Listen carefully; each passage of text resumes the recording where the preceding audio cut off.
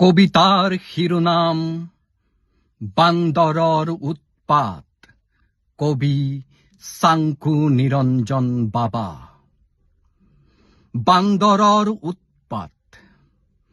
কেইদিনমান আগতে বান্দৰ আহি তিয়হৰ জালিবোৰ খাইছিল। ধনিয়াৰ খেতিডৰা যিমান খাইছিল তাতোকৈ নষ্ট কৰিছিল বেছি। খিৰিকীৰে সোমাই টেমা খুলি বিস্কুট খাইছিল। টিঙত ধাৰাম ধুৰুম শব্দ কৰিছিল।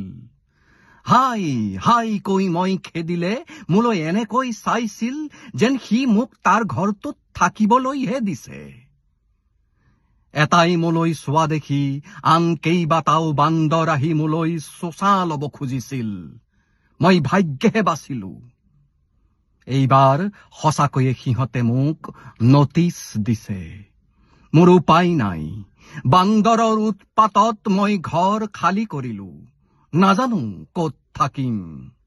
এনেকুৱাওতো কোনো ঠাই নাই য'ত বান্দৰ নাই।